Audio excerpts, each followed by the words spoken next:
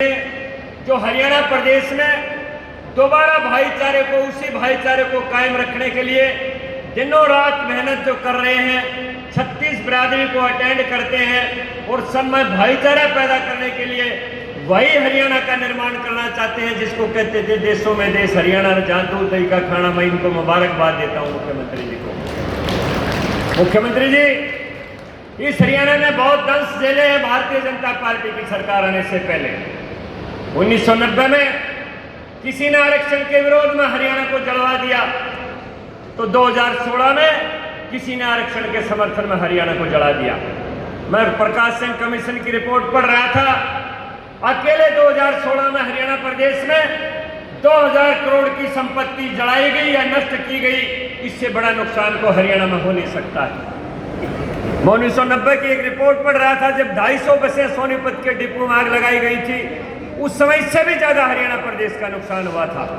लेकिन अब वो लोग भूल जाए, हरियाणा की कुर्सी के ऊपर वो मुख्यमंत्री विराजमान हैं जो इतने ही किसान में लोकप्रिय हैं, इतने ही जवान में लोकप्रिय हैं, इतने ही मजदूर में लोकप्रिय हैं, इतने ही कलाकार में लोकप्रिय हैं, इतने ही दस्तकार में लोकप्रिय हैं, इतने ही दलित समाज में लोकप्रिय हैं, इतनी हमारी बहनों में लोकप्रिय हैं। और सभी समाज को अगर बराबर हरियाणा का शासन चला रहे हैं, हमारे बीच में नायब सिंह सैनी मुख्यमंत्री के रूप में बैठे हैं। इसलिए अगर जिन लोगों को जो कुर्सी का कीड़ा काटा हुआ था, वो कीड़ा दफन हो चुका है।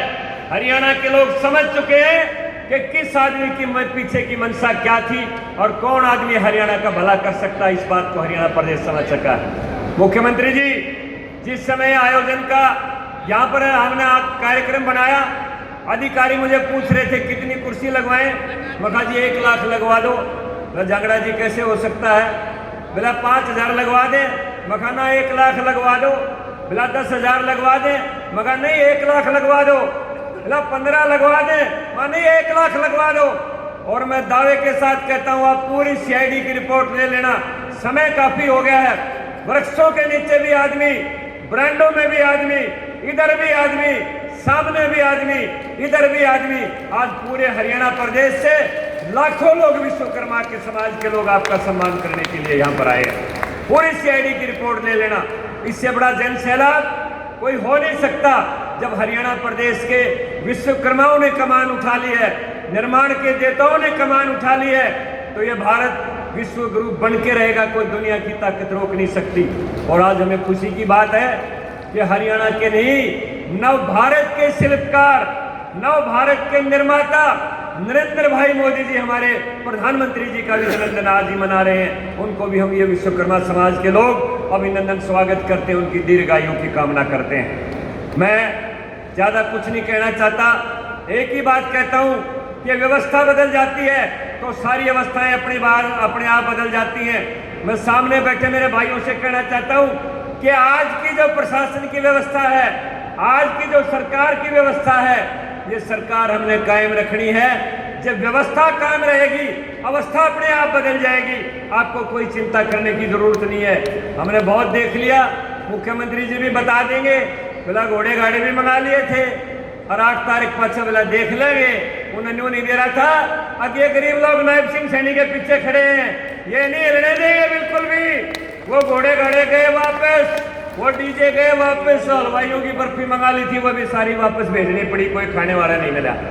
ये गरीब लोग जब साथ में खड़े हो जाते हैं तो कोई किसी का कोई बाल बांका नहीं कर सकता है। यही एक जनता है, यही एक ताकत है जिन्होंने भारत को विश्व गुरु बनाया था। मैं ज्यादा कुछ नहीं कहना चाहता क्योंकि समय ज्यादा हो गया। बहुत मेरे दिल में बातें हैं, लेकिन मैंने सैकड़ों जनसभाएं पूरे हरियाणा प्रदेश में की हैं। मेरे कार्यकर्ताओं ने, भाई रमेश लोहार ने, भाई देवेंद्र ने, भाई सुरेश ने, भाई रोहतास ने, भाई श्यामलाल ने और भाई सतबीर ने कितनी जनसभाएं की हैं। मैंने खुद सैकड़ों जनसभाओं में सारी बातें अपनी कही दी पूरे हरियाणा प्रदेश में। फिर आप लोगों के बीच में आ जाएंगे।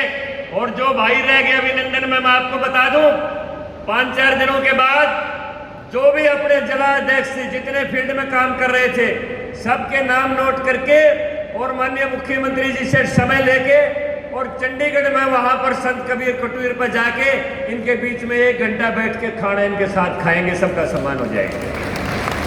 मुख्यमंत्री जी न्योता दे दो ना, तो ये न्योता आप स्वीकार कर लेना। जो भाई रह गए मंच पर आना, उन सब का वहां मुख्यमंत्री निवास के ऊपर हम सम्मान करवाएंगे जिन्होंने भी मेहनत की है।